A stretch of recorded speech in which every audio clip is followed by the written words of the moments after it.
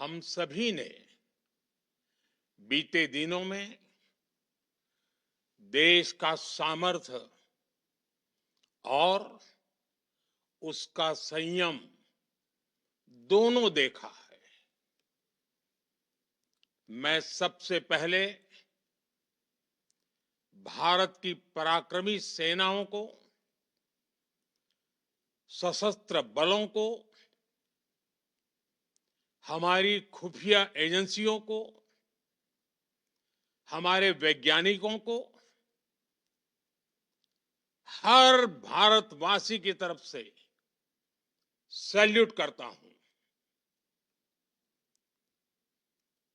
हमारे वीर सैनिकों ने ऑपरेशन सिंदूर के लक्ष्यों की प्राप्ति के लिए असीम शौर्य का प्रदर्शन किया। मैं उनकी वीरता को, उनके साहस को, उनके पराक्रम को आज समर्पित करता हूं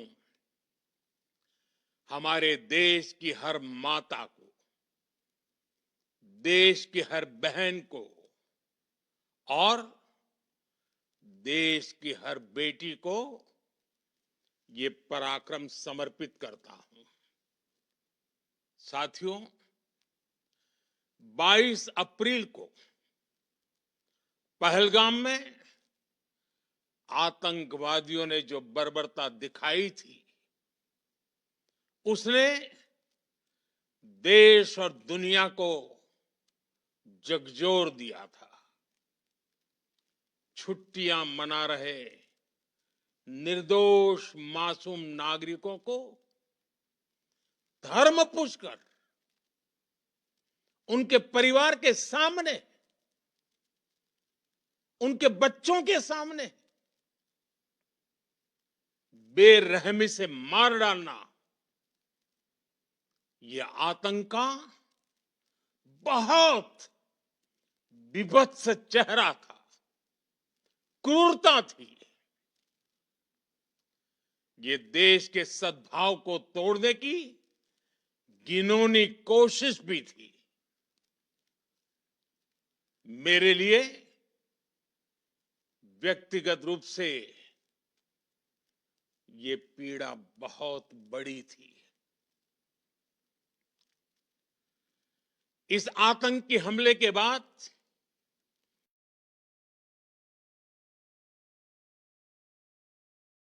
सारा राष्ट्र, हर नागरिक, हर समाज, हर वर्ग, हर राजनीतिक दल एक स्वर में आतंक के खिलाफ कड़ी कार्रवाई के लिए उठ खड़ा हुआ।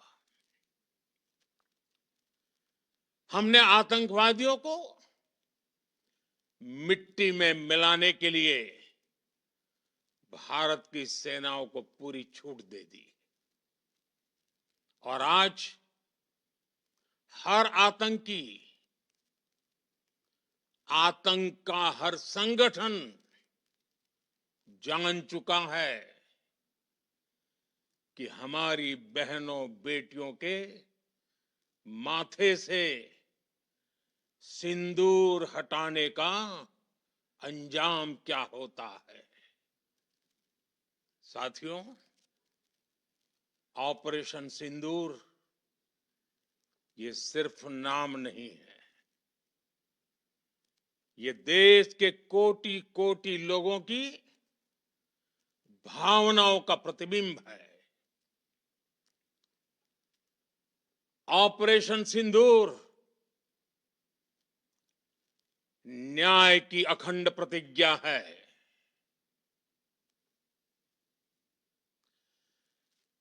6 मई की देर रात, 7 मई की सुबह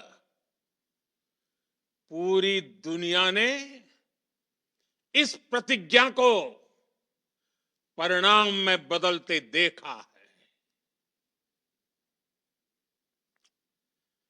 भारत की सेनाओं ने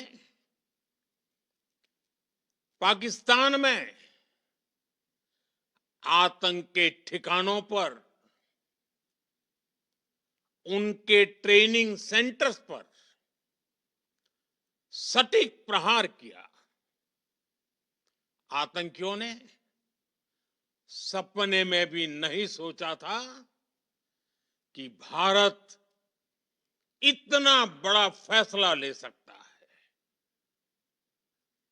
लेकिन जब देश एकजुट होता है, नेशन फर्स्ट की भावना से भरा होता है, राष्ट्र सर्वोपरि होता है, तो फौलादी फैसले लिए जाते हैं, परिणाम लाकर दिखाए जाते हैं। जब पाकिस्तान में आतंक के अड्डों पर भारत की मिसाइलों ने हमला बोला, भारत के ड्रोन्स ने हमला बोला, तो आतंकी संगठनों की इमारतें नहीं, बल्कि उनका हौसला भी थर्रा गया। बहावलपुर और मुरिद के जैसे आतंकी ठिकाने एक प्रकार से ग्लोबल टेररिज्म की यूनिवर्सिटीज रही है। दुनिया में कहीं पर भी जो बड़े आतंकी हमले हुए हैं, चाहे 9/11 हो, चाहे लंदन ट्यूब बॉम्बिंग हो, या भारत में दशकों से जो बड़े बड़े आतंकी हमले हुए हैं, उन सब के तार कहीं ना कहीं आतंक के इन्हीं ठिकानों से जुड़ते रहे हैं। आतंकियों ने हमारी बहनों का सिंदूर उजाड़ा था, इसलिए भारत ने आतंक के ये हेडक्वार्टर्स उजाड़ दिए। भारत के इन हमलों में 100 से अधिक खूंखार आतंकवादियों को मौत के घाट उतारा गया है। आतंक के बहुत सारे आका बीते 2.5-3 दशकों से खुलेआम पाकिस्तान में घूम रहे थे, जो भारत के खिलाफ साजिशें करते थे। उन्हें भारत ने एक झटके में खत्म कर दिया। साथियों, भारत की इस कार्रवाई से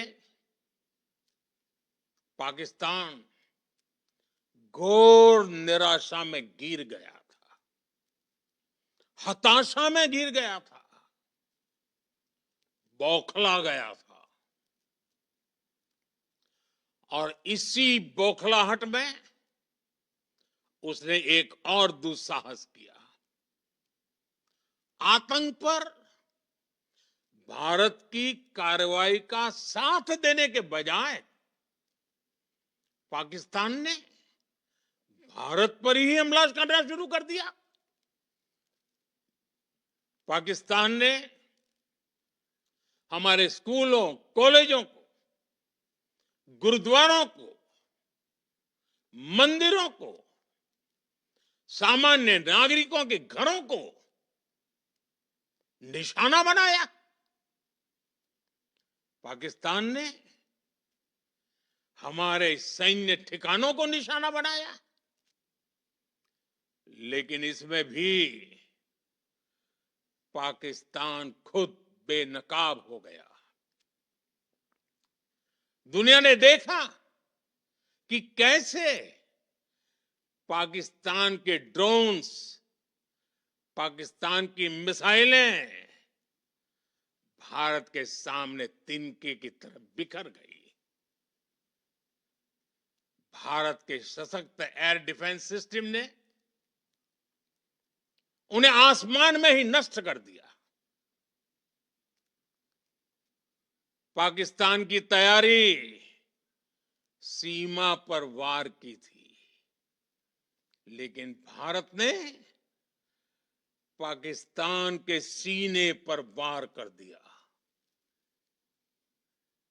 भारत के ड्रोन्स, भारत की मिसाइलों ने सटीकता के साथ हमला किया। पाकिस्तानी वायुसेना के उन एयरबेस को नुकसान पहुंचाया, जिस पर पाकिस्तान को बहुत घमंड था। भारत ने पहले 3 दिनों में ही पाकिस्तान को इतना तबाह कर दिया जिसका उसे अंदाजा भी नहीं था। इसलिए भारत की आक्रामक कार्रवाई के बाद पाकिस्तान बचने के रास्ते खोजने लगा।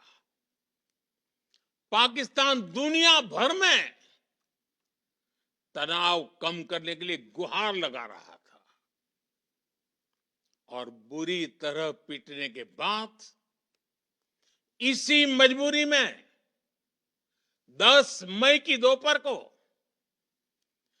पाकिस्तानी सेना ने हमारे डीजीएमओ को संपर्क किया। तब तक हम आतंकवाद के इंफ्रास्ट्रक्चर को बड़े पैमाने पर तबाह कर चुके थे। आतंकियों को मौत के घाट उतार दिया गया था। पाकिस्तान के सीने में बसाए गए आतंक के अड्डों को हमने खंडहर बना दिया था। इसलिए जब पाकिस्तान की तरफ से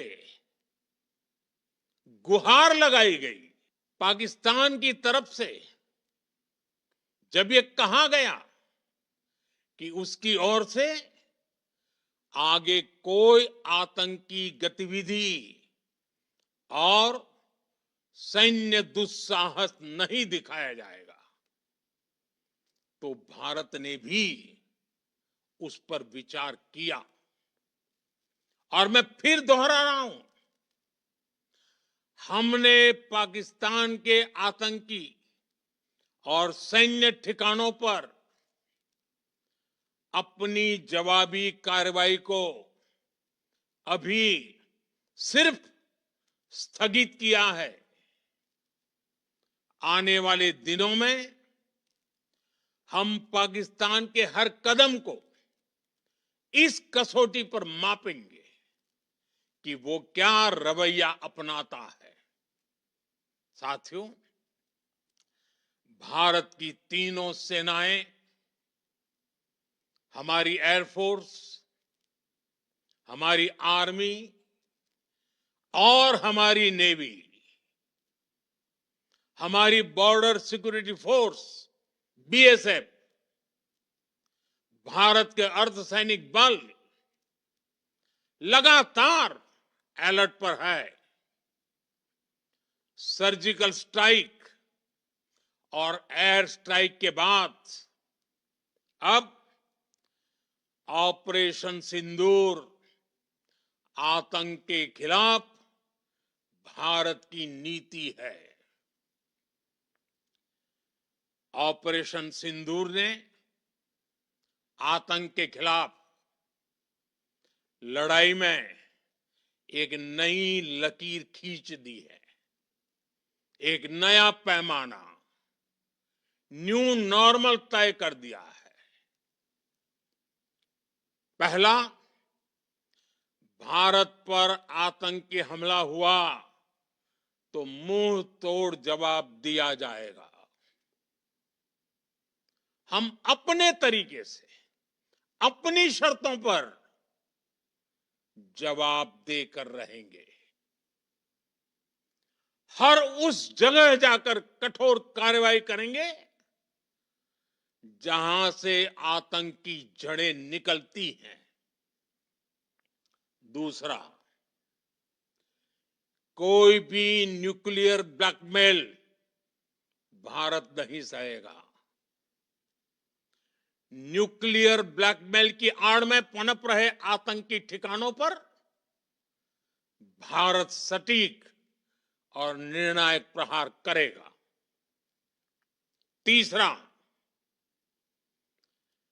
हम आतंक की सरपरस्त सरकार और आतंक के आकाओं को अलग अलग नहीं देखेंगे।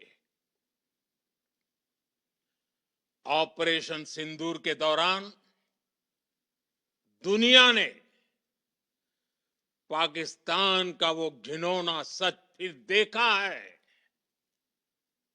जब मारे गए आतंकियों को विदाई देने पाकिस्तानी सेना के बड़े बड़े अफसर उमड़ पड़े। स्टेट स्पॉन्सर्ड टेररिज्म का ये बहुत बड़ा सबूत है। हम भारत और अपने नागरिकों को किसी भी खतरे से बचाने के लिए लगातार निर्णायक कदम उठाते रहेंगे। साथियों, युद्ध के मैदान पर हमने हर बार पाकिस्तान को धूल चटाई है और इस बार ऑपरेशन सिंदूर ने नया आयाम जोड़ा है। हमने रेगिस्तानों और पहाड़ों में अपनी क्षमता का शानदार प्रदर्शन किया और साथ ही न्यू एज वॉरफेयर में भी अपनी श्रेष्ठता सिद्ध की। इस ऑपरेशन के दौरान हमारे मेड इन इंडिया हथियारों की प्रामाणिकता सिद्ध हुई। आज दुनिया देख रही है 21वीं सदी के वॉरफेयर में made in India defence equipments, इसका समय आ चुका है। साथियों, हर प्रकार के आतंकवाद के खिलाफ हम सभी का एकजुट रहना,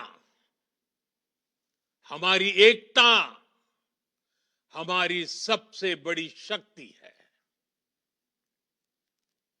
निश्चित तौर पर ये युग युद्ध का नहीं है, लेकिन ये युग आतंकवाद का भी नहीं है। टेररिज्म के खिलाफ जीरो टॉलरेंस, ये एक बेहतर दुनिया की गारंटी है। साथियों, पाकिस्तानी फौज, पाकिस्तान की सरकार जिस तरह आतंकवाद को खाद पानी दे रहे हैं, वो एक दिन पाकिस्तान को ही समाप्त कर देगा।